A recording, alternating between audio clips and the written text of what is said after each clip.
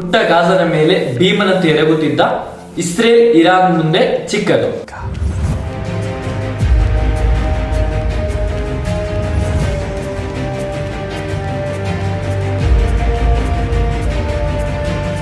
ಗಾತ್ರದಲ್ಲಾಗಲಿ ಸೈನ್ಯ ಬಲದಲ್ಲಾಗಲಿ ಅಥವಾ ಜನಸಂಖ್ಯೆಯಲ್ಲೇ ಆಗಲಿ ಇಸ್ರೇಲ್ ಇರಾನಿಗಿಂತ ತುಂಬ ಹಿಂದೆ ಇದೆ.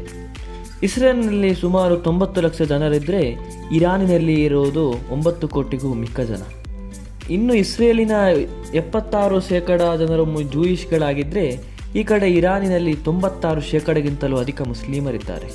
ಇರಾನಿನಲ್ಲಿ 25,000ಕ್ಕೂ ಮಿಕ್ಕ ಜೂಯಿಷಿಗಳು ಇಂದಿಗೂ ವಾಸಿಸುತ್ತಿದ್ದಾರೆ. ತೈಲದಿಂದ ಸಂಪನ್ನಗೊಂಡ ಇರಾನ್ ಇಸ್ರೇಲಿಗಿಂತ 1700 ಕಿಲೋಮೀಟರ್ ದೂರದಲ್ಲಿದೆ. ಆದರೂ ಇರಾನ್ ಬಳಿ ಇರುವ ಹಲವು ಬ್ಯಾಲಿಸ್ಟಿಕ್ ಮಿಸೈಲ್ಗಳಿಗೆ ಇರಾಕ್, ಜೋರ್ಡನ್ ಮಾತ್ರ ಅಲ್ಲ, ಸೌದಿಯ ಕೆಲ ಭಾಗಕ್ಕೂ ದಾಟಿ ಇಸ್ರೇಲನ್ನು ಅಟ್ಯಾಕ್ ಮಾಡುವ ತಾಕತ್ತಿದೆ. ಈ ಕಾರಣದಿಂದಲೇ ಇಸ್ರೇಲ್ ಮೇಲೆ ಇರಾನಿನ 400 ಮಿಸೈಲ್ಗಳು ದಾಳಿ ಮಾಡಿದೆ. ಅದರಲ್ಲೂ ಇಸ್ರೇಲಿನ ಮುಖ್ಯ ನಗರವಾದ ಟೆಲ್ ಅವೀವ್, ಹೈಫಾದಂತಹ ಪಟ್ಟಣದ ಮೇಲೆ 9ಕ್ಕಿಂತಲೂ ಅಧಿಕ ಬಾರಿ ಮಿಸೈಲ್ ಅಟ್ಯಾಕ್ ನಡೆದಿದೆ.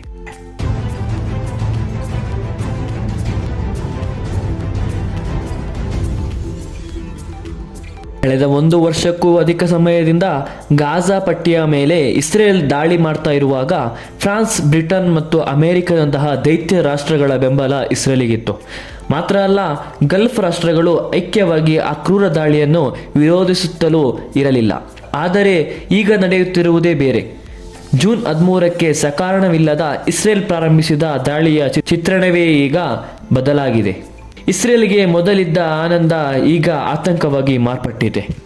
ಅಮೆರಿಕದಂತಹ ಮಿತ್ರ ರಾಷ್ಟ್ರಗಳು ಕೋಟೆಗಟ್ಟಿ ನಮ್ಮನ್ನು ಕಾಯುತ್ತೆ ಎಂದು ನಂಬಿದ್ದ ಇಸ್ರೇಲ್ ಈಗ ಆತಂಕಕ್ಕೆ ಬಿದ್ದಿದೆ.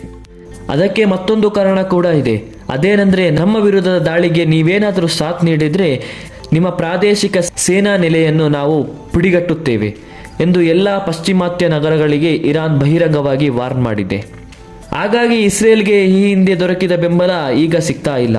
ಇನ್ನು ಇರಾನ್ ಅನ್ನ ಸದ್ಯ ಯಾರು ಬಹಿರಂಗವಾಗಿ ಬೆಂಬಲಿಸ್ತಾ ಇದ್ದಾರೆ ಅಂತ ನೋಡೋದಾದರೆ, ಅತ್ತ ಯಮಾನಿನ ಹೂತಿ ವಂಶದವರು. ಯಮಾನನ್ನ 1000 ವರ್ಷಕ್ಕಿಂತಲೂ ಅಧಿಕ ಸಮಯ ಆಳಿದ ಇತಿಹಾಸ ಇದ್ದು, ಅವರೀಗ ಇರಾನಿನ ಬಾಹ್ಯ ಬೆಂಬಲಿಕಾಗಿ ಸೂಚಿಸಿದ್ದಾರೆ. ಓಕೆ ಗೈಸ್, ಐ ನೋ ನೀವೆಲ್ಲರೂ ವಿಡಿಯೋ ನೋಡ್ತಾ ಲೈಕ್ ಮಾಡೋದನ್ನ ಮರ್ತಾ ಹೋಗಿರ್ತೀರಾ. ಸೊ ಈ ವಿಡಿಯೋನ ಲೈಕ್ ಮಾಡಿ ಆ್ಯಂಡ್ ಈ ವಿಡಿಯೋನ ಫುಲ್ ನೋಡಿ ಇಷ್ಟ ಆದರೆ ಮಾತ್ರ ಸಬ್ಸ್ಕ್ರೈಬ್ ಮಾಡಿ. ಯಮಾನಿನೊಂದಿಗೆ ಹೂತಿಗಳಿಗೆ ಈ ವಿಕಟ ಸಂಬಂಧವಿಲ್ಲದಿದ್ದರೂ ಕಳೆದ ಪ್ಯಾಲೆಸ್ಟೀನ್ ಯುದ್ಧದಲ್ಲಿ ಹೂತಿ ಇಸ್ರೇಲಿಗೆ ಘರ್ಷಣೆಯಾದದ್ದು ಈ ಬೆಂಬಲಕ್ಕೆ ಕಾರಣ ಅಂತ ಹೇಳ್ಬೋದು. ಇದು ಮಾತ್ರ ಅಲ್ಲ, ಇಸ್ರೇಲ್ಗೆ ಹತ್ತಿರದಲ್ಲಿರುವ ಲೆಬನಾನ್ ಕೂಡ ಇರಾನ್ಗೆ ಬೆಂಬಲ ಸೂಚಿಸಿದೆ. ಇನ್ನು ಸೌದಿ ದೇಶದಲ್ಲಿ ಈ ಹಿಂದೆ ಇರಾನನ್ನು ವಿರೋಧಿಸಿದಂತೆ ಈ ಸಂದರ್ಭದಲ್ಲಿ ವಿರೋಧಿಸುತ್ತಾ ಇಲ್ಲ. ಜೊತೆಗೆ ಸುನ್ನಿ ಸಖ್ಯರಾದ ಒಮಾನ್, UAE, ಕತರ್, ಬಹರೇನ್ ಕೂಡ ಈ ವಿಷಯದಲ್ಲಿ ನಿರ್ಣಾಯಕವಾಗಿದೆ. ಮುಖ್ಯವಾಗಿ ಇಸ್ರೇಲಿನ ಆ ಜನ್ಮ ವೈರಿಯಾದ ಇರಾನ್ ಕೂಡ ಇರಾನಿಗೆ ಸಂಪೂರ್ಣ ಬೆಂಬಲ ಸೂಚಿಸುವುದು ಕಂಡುಬಂದಿದೆ.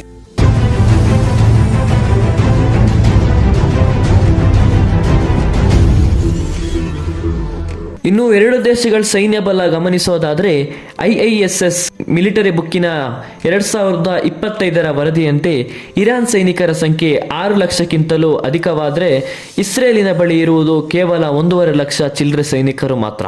ಯುದ್ಧ ವಿಮಾನಗಳ ವ್ಯತ್ಯಾಸ ನೋಡೋದಾದರೆ, ಇಸ್ರೇಲಿನ ಬಳಿ ಇರುವುದು F-15 ಎಂಬ ಗಂಟೆಗೆ 3000 ಕಿಲೋಮೀಟರ್ ವೇಗದಲ್ಲಿ ಸಂಚರಿಸುವ 75 ಏರ್ಕ್ರಾಫ್ಟ್ಗಳು, F-16 ಮತ್ತು F-35 ಹೆಸರಿನ 235 ಯುದ್ಧ ವಿಮಾನಗಳಿದೆ. ಆದರೆ ಇರಾನ್ ಬಳಿ ಬ್ಯಾಲಿಸ್ಟಿಕ್ ಮಿಸೈಲ್ಗಳ ದೊಡ್ಡ ಶೇಖರಣೆ ಇದೆ. ಗಂಟೆಗೆ 14,000 ಕಿಲೋಮೀಟರ್ ವೇಗದಲ್ಲಿ ಸಾಗಬಹುದಾದ ಫತ್ತಾ 8,000 ಕಿಲೋಮೀಟರ್ ವೇಗದಲ್ಲಿ ಸಾಗುವ ಇಮಾದ್ ಮಾತ್ರ ಅಲ್ಲದೆ ಶಾಹಿದ್ ಎಂಬ ಹೆಸರಿನ 100ಕ್ಕೂ ಅಧಿಕ ಸೂಸೈಡ್ ಡ್ರೋನ್ಗಳು, ಕೋರಮ್ಶಾರ್ ಎಂಬ ಮಿಸೈಲ್ಗಳು ಇರಾನ್ ಬಳಿ ಇದೆ. ಇರಾನ್ ಮತ್ತು ಇಸ್ರೇಲಿನ ನಡುವೆ ಅಂತರ 1700 ಕಿಲೋಮೀಟರ್ ಆದರೆ ಅಷ್ಟು ದೂರಕ್ಕೆ ತಲುಪಲು ಸಾಧ್ಯವಿರುವ ಹಲವು ಮಿಸೈಲ್ಗಳು ಈಗ ಇರಾನ್ ಬಳಿ ಇದೆ.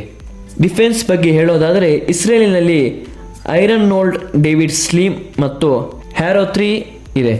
ಅವು ಮಿಸೈಲ್ಗಳನ್ನು ತಡೆಗಟ್ಟುವ ಗುರಾಣಿ. ಆದರೆ ಇದೆಲ್ಲವನ್ನು ಸೀಳಿ ಹಾಕಿ ಇಸ್ರೇಲಿಗೆ ನುಗ್ಗಿದ ಇರಾನಿಯನ್ ಮಿಸೈಲ್ಗಳು ಈಗಾಗಲೇ ಇಸ್ರೇಲಿನ ಹಲವು ನಗರವನ್ನು ಸುಟ್ಟು ಹಾಕಿದೆ ಎಂದು ವರದಿಯಲ್ಲಿ ಕಾಣಲು ಸಿಗಬಹುದು. ಒಟ್ಟಿನಲ್ಲಿ ಗಾಜದಂತಲ್ಲ ಇರಾನ್, ಇಸ್ರೇಲ್ ನಷ್ಟ ಅಥವಾ ಇಸ್ರೇಲ್ಗಿಂತಲೂ ಇರಾನ್ ಬಲಿಷ್ಠವಾಗಿದೆ.